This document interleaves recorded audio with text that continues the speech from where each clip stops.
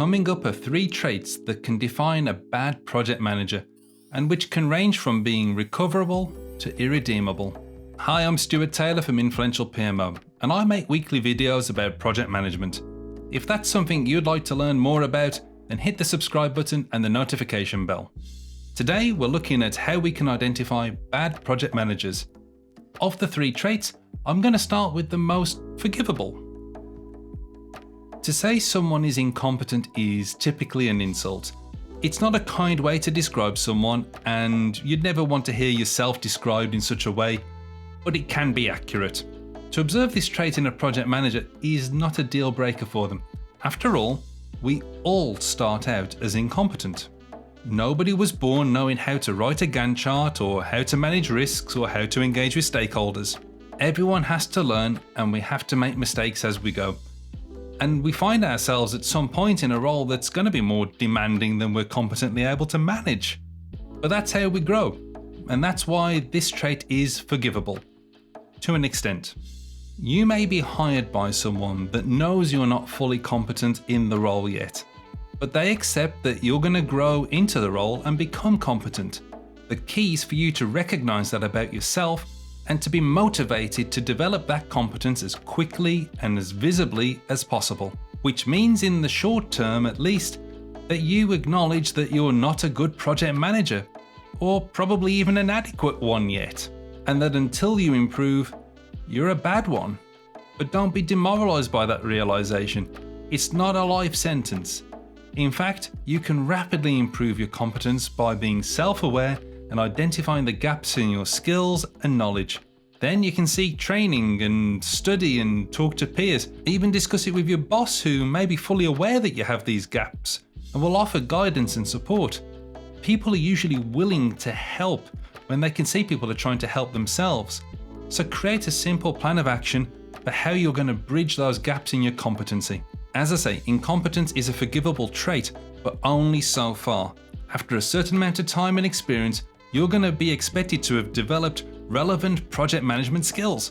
If you've presented yourself in interviews as an expert in all things project management, but when in the role through your actions, you reveal that you can't even do the most fundamental activities in the role, then don't expect such forgiveness, especially if you don't make efforts to rapidly bridge those skill gaps. We all have strong points and weak points. That's normal.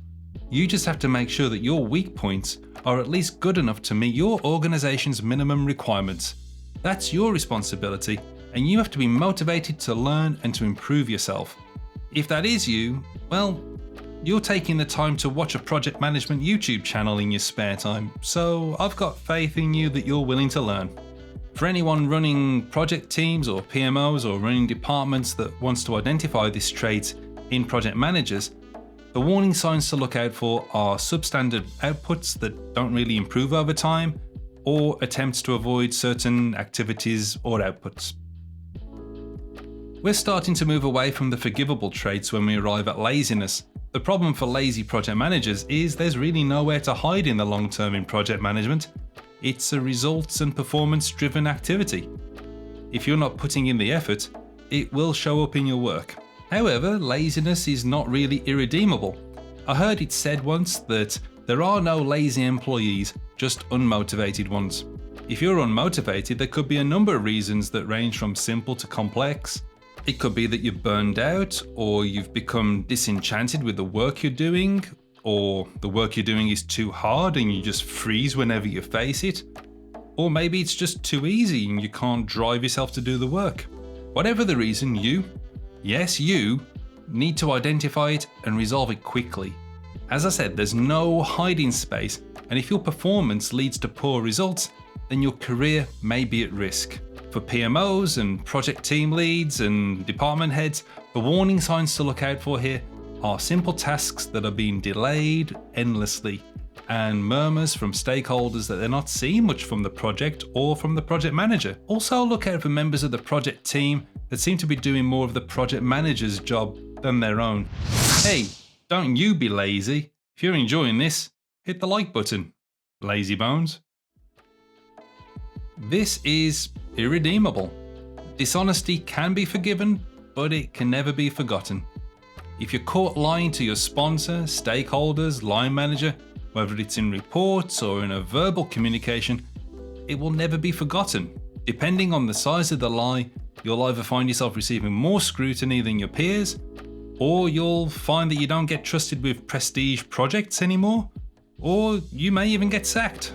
If you've made mistakes or things aren't going right, no matter the culture, it's better to be honest. Competence errors, as I said, can be forgiven. Training and experience can prevent them from recurring. But it's often seen as easier to tell a small lie, and then you have to conceal the lie, so it becomes lies upon lies. The cover-up is always worse than the mistake. So be big. Take it on the chin. If you're already embroiled in a web of lies, coming clean sooner will be much better than being discovered later. So for PMOs and heads of projects and department heads, what you're looking for here are inconsistencies. Now, not every inconsistency is a lie, and neither is every mistake or misspoken word. You're looking for patterns. Sometimes, maybe you will just find one big blatant lie. 3 warning signs of a bad project manager. If it's you, it's in your gift to fix it. You can improve yourself. If it's someone in your team, you need to plan carefully how you proceed. Seek advice from your HR department and listen very carefully to their advice. Proceed with caution.